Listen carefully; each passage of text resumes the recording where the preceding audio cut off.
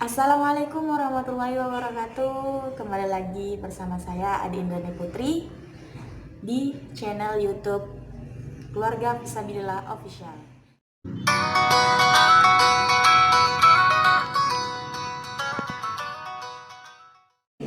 Perkembangan jiwa keagamaan pada anak. Nah, baik di sini saya akan mempresentasikan penjelasan yang pertama dari kelompok makalah kami, makalah kelompok 3 yang mengenai yang pertama yaitu materinya tentang teori tentang sumber kejiwaan agama. Nah, tidak bisa kita pungkiri bahwa kata kunci pada pembahasan psikologi adalah tentang kejiwaan. Nah, jadi hampir seluruh ahli ilmu jiwa sependapat bahwa sesungguhnya apa yang menjadi keinginan dari kebutuhan manusia itu bukan hanya terbatas pada kebutuhan makan, minum, pakaian, atau kenikmatan-kenikmatan lainnya. Berdasarkan hasil riset dan observasi bahwasannya pada diri manusia terdapat semacam keinginan dan kebutuhan yang bersifat universal. Kebutuhan ini melebihi kebutuhan-kebutuhan lainnya. Bahkan mengatasi kebutuhan akan kekuasaan. Nah, keinginan kebutuhan tersebut merupakan kebutuhan kodrati, berupa keinginan untuk mencintai dan dicintai. Oke? Keinginan akan kebutuhan tersebut merupakan kebutuhan kodrati, berupa keinginan untuk mencintai dan dicintai Tuhan. Nah, berdasarkan pengertian yang udah saya sampaikan tadi, dapat diketahui manusia ingin mengabdikan dirinya kepada Tuhan atau sesuatu yang dianggapnya sebagai zat yang mempunyai kekuasaan tinggi sebagaimana fitrahnya. Keinginan itu terdapat pada setiap kelompok, golongan, atau masyarakat manusia dari yang paling primitif hingga yang paling modern. Nah, dalam pembahasan sumber jiwa agama menurut para ahli dapat digolongkan menjadi dua. Nah, golongan yaitu yang berpandangan monistik dan yang berpandangan fakulti. Nah, yang pertama yaitu menurut teori monistik. Menurut teori monistik, yang menjadi sumber jiwa agama itu adalah berasal dari satu sumber kejiwaan. Sumber tunggal manakah yang paling dominan sebagai sumber jiwa atau kejiwaan itu? Nah, yang pertama yaitu menurut teori monistik. Nah, di sini menurut teori monistik yaitu yang menjadi sumber kejiwaan agama itu adalah berasal dari satu sumber kejiwaan. Nah, yang selanjutnya yaitu menurut teori fakulti atau fakulti teori. Nah, teori ini berpendapat bahwa tingkah laku manusia itu tidak bersumber pada suatu fakta yang tunggal, tapi terdiri dari beberapa unsur, antara lain yang dianggap memegang peran penting adalah fungsi cipta atau ration, rasa, dan karsa. Jadi itu fungsi cipta, rasa, dan karsa.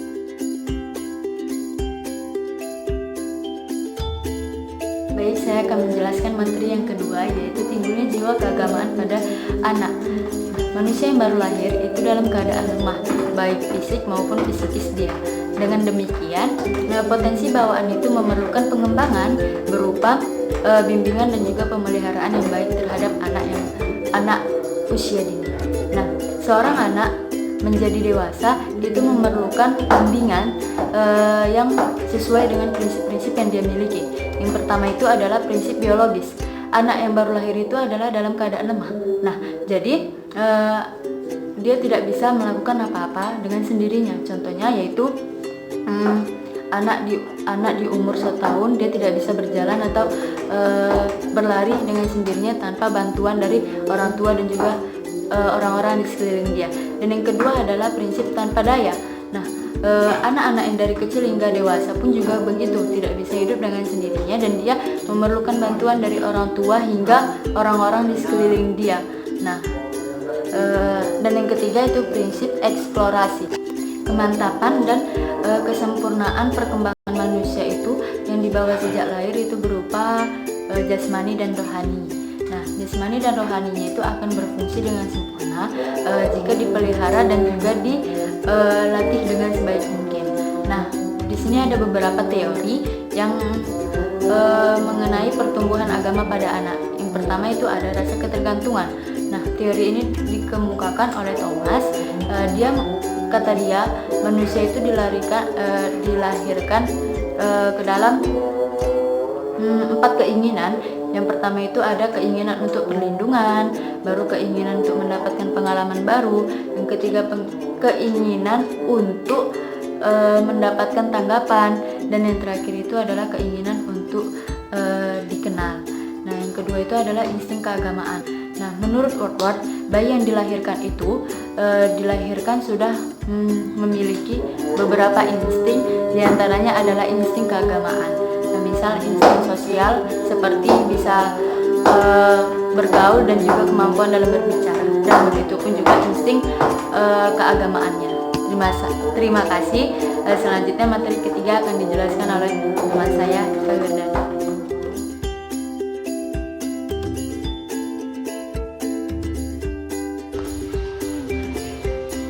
Assalamualaikum warahmatullahi wabarakatuh.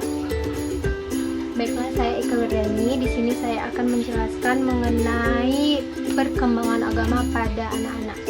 Nah, kalau kita mendengar anak-anak, kita tahu bahwasanya itu seorang yang belum berpikiran matang gitu kan.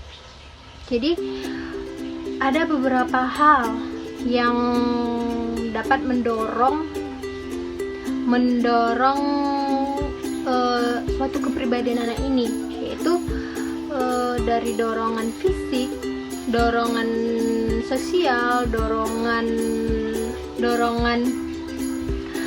mental, baik pun dorongan spiritual. Nah, sekarang kita membahas mengenai perkembangan agama pada anak-anak. Nah, perkembangan agama. Hal yang sangat terpenting dalam perkembangan pada agama ini adalah orang tua. Nah, faktor yang dapat mempengaruhi perkembangan agama pada anak-anak yaitu salah satunya orang tua, lingkungan, teman, dan pendidikan. Nah, diri sendiri juga, karena dengan mengamati sekelilingnya gitu kan.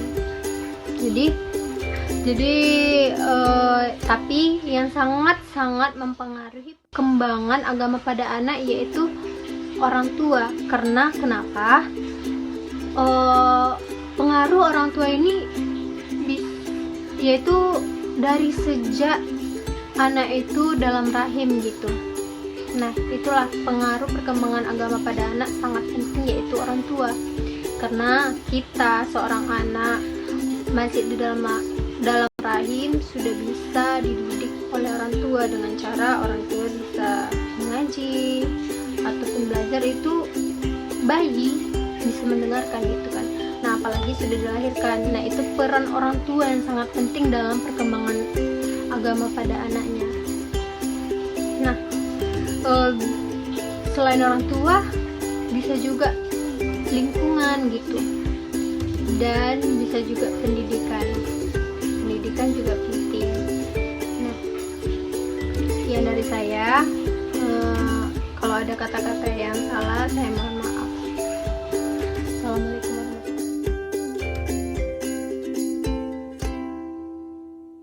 Baiklah, di sini saya akan membahas mengenai sifat-sifat agama pada anak. Nah, memahami konsep-konsep keagamaan pada anak berarti memahami sifat-sifat pada anak tersebut. Nah, di makalah yang kami tuliskan ada 6 sifat keagamaan pada anak. Yang pertama, unreflective, yang berarti tidak mendalam. Nah, di dalam penelitian Mason, 73% anak-anak itu menganggap bahwa sifat Tuhan itu sama seperti dengan sifat manusia.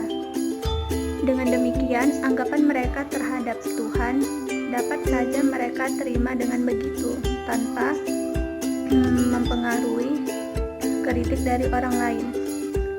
Yang kedua, egosentris. Maksudnya mereka akan belajar mengenai agama mereka berdasarkan penambahan pengalaman mereka. Yang ketiga ada antromorfis. Yang keempat ada verbalis dan ritualis. Maksudnya anak-anak tersebut akan tumbuh berdasarkan ucapan, yakni melafalkan kalimat-kalimat keagamaan dan menerapkannya dan dilaksanakannya berdasarkan pengalamannya. Yang kelima ada imitatif, maksudnya proses meniru. Contohnya seperti sholat, berdoa, mereka meniru orang-orang, anak-anak tersebut meniru orang-orang yang ada di sekelilingnya. Dan yang terakhir, rasa heran atau kagum. Oke, sampai di sini saja presentasi kami dari kelompok 3 mengenai mata kuliah psikologi agama yang membahas tentang perkembangan jiwa keagamaan pada anak. Nah, semoga apa yang kami sampaikan dapat bermanfaat untuk teman-teman semua.